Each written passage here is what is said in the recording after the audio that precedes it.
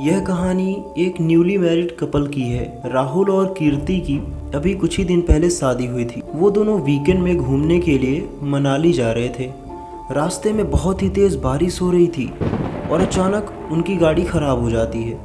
वो दोनों बाहर उतरकर देखते हैं तो उन्हें पता चलता है कि इंजन में कुछ कचरा फंस गया है। तेज़ बारिश होने की वजह से वहाँ नेटवर्क भी नहीं मिल रहा था, इसलिए वो मैकेनिक को भी नहीं बुला सकते थे।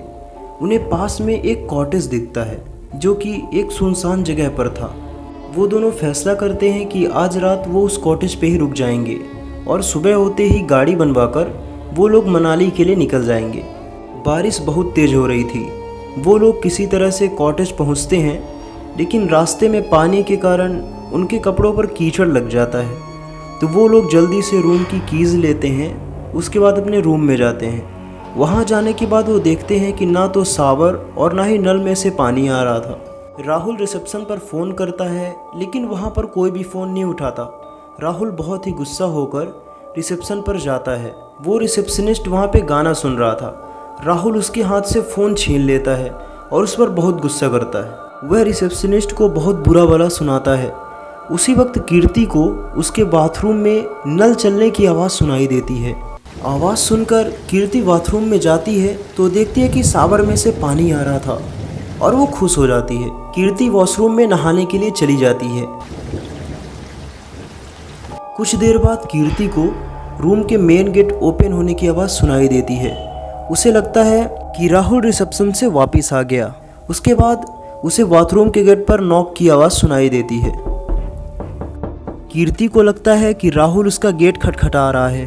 वह बोलती है कि वह कुछ देर में नहाकर बाहर आ जाएगी, लेकिन बाथरूम के गेट की आवाज़ और तेज हो जाती है।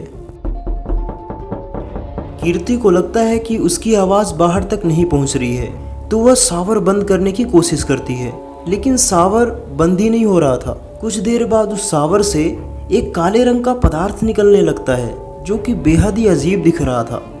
कीर्ति अपना टॉवेल लगाती है। वॉशरूम में गर्म पानी की भाप की वजह से कुछ ढंग से दिख नहीं रहा था। कीर्ति जैसे ही वॉशरूम का पर्दा हटाती है, वो देखती है कि वॉशरूम का गेट खुला हुआ था। ये देखकर वो थोड़ा सोच में पड़ जाती है। उसे कुछ समझ में नहीं आ रहा था। कीर्ति जब बाहर जाने लगती है, कोई कीर्ति की कमर पकड़ लेता है और कीर्ति एकदम शॉक होकर वहीं पर खड़ी हो जाती है। उसके बाद कीर्ति के साथ जो मंजर दिखता है, वो देखने के बाद शायद आपकी भी रूह कांप जाएगी। उस नल से जो काला रंग का पदार्थ निकल रहा था, उससे एक परछाई पैदा होती है जो कि देखने में बेहद ही डरावनी दिख रही थी। कीर्ति की चीख निकल जाती है और ये चीख सुनकर राहुल गेट से दौड़कर अंदर आता है।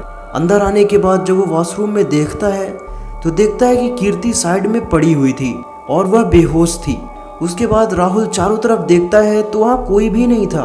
तो देखता है तो एक चाकू उस बाथटब के बगल में पड़ा हुआ था। राहुल बहुत ही चौंक जाता है और बहुत ही डरा हुआ महसूस करता है। राहुल उस चाकू को उठाता है।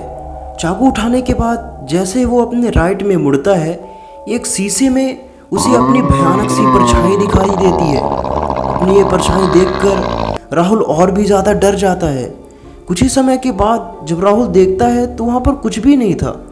वह जल्दी से कीर्ति को बेड पर लिटा देता है। कीर्ति बेहोश थी।